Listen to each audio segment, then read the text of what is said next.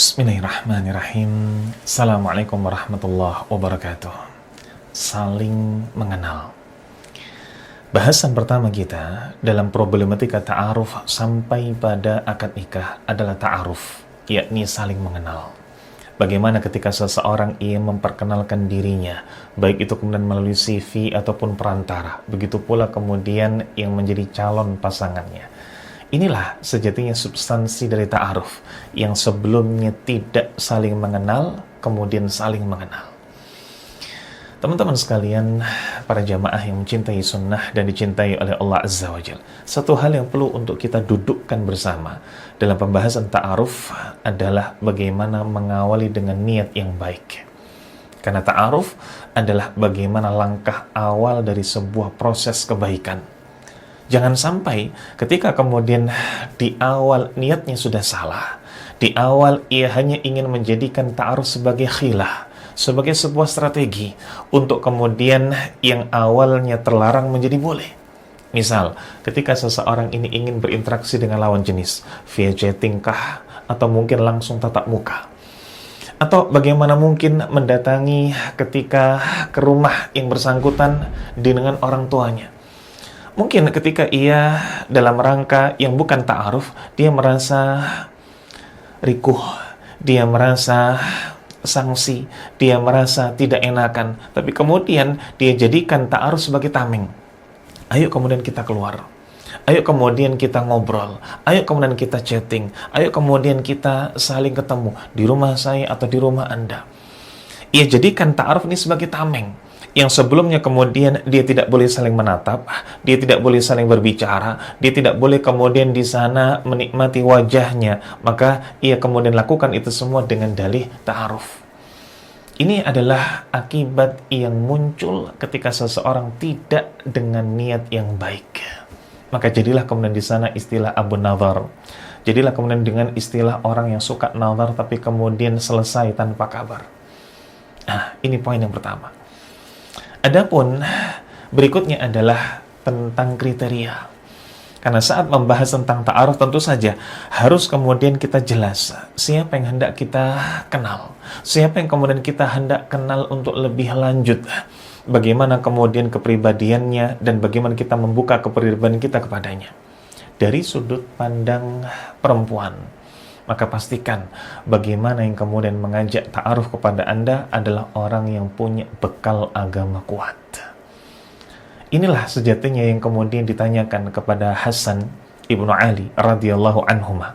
Ketika ditanyakan, aku memiliki seorang putri, kepada siapa aku hendak menikahinya? Kepada siapa hendak aku menikahkannya? Maka Hasan ibnu Ali mengatakan liman yattaqi. Awalnya mungkin kumpul, hendaklah kemudian mengenal satu sama lain bahwa ini adalah paman, ini adalah bibi dan lain sebagainya. Tapi setelah kemudian selesai runding tanggal pernikahan, maka semuanya kemudian kalau dia mencintainya, maka dia pasti akan memuliakan wanita. Menyisakan tapi sebaliknya ketika kemudian dia tidak mencintainya, ini rumah makan maka ini terhitung sebagai khalaq. Kalaupun kemudian dia dalam keadaan yang marah, kalaupun dia dalam keadaan yang tidak ada maka keberadaan orang-orang yang berada di sekeliling itu tidak akan mendolimi waiter, pelayan atau mungkin pengunjung yang lain. Seakan-akan kemudian di sini Hasan ibnu Ali memberikan fatwa kepada kita, karena keberadaan mereka tidak akan kemudian menghalangi saat mungkin ada yang kepada Allah baik, keberadaan mereka tidak akan menghalangi ketika ada pandangan yang sampai melahirkan syahwat. Keberadaan mereka tidak akan kemudian melarang seandainya ada hal-hal yang dilarang oleh syariat. Maka keberadaan mereka, bagaimana perinciannya? Takwa itu. Maka takwa itu adalah bagaimana ketika seseorang memiliki agama yang baik, lalu kemudian dipraktekkan apa yang telah ia ilmu tersebut dalam kehidupan sehari-harinya. Dalam bahasa lain, jangan sampai kemudian bukankah ini disebutkan oleh Nabi Shallallahu Alaihi Wasallam, "Idza ja'akum man tardawna dinahu wa khuluquhu fazawwijuhu." Kalau ada yang datang kepada kalian, kalian sudah sukai bagaimana agamanya, kalian sudah ridai bagaimana agama, maka makna dari agama ini adalah bagaimana ia punya fondasi ilmu, akidah. Begitu pula wa khuluquhu, kalian ridai pula akhlaknya, berarti bagaimana dia dalam mempraktekkan agama itu, bagaimana ia dalam berinteraksi keseharian ini.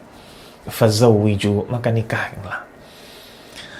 Para jamaah sekalian, sungguh banyak sekali di zaman sekarang bagaimana para akhwat ia lebih fokus pada hal-hal yang sifatnya bukan substansi.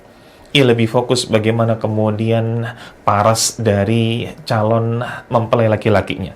Dia lebih fokus dari bagaimana dompet dari calon mempelai laki-lakinya. Sementara kualitas agama dan akhlak ia jadikan nomor sekian. Maka ini sangat sekali high risk. Ini sangat sekali tinggi risiko.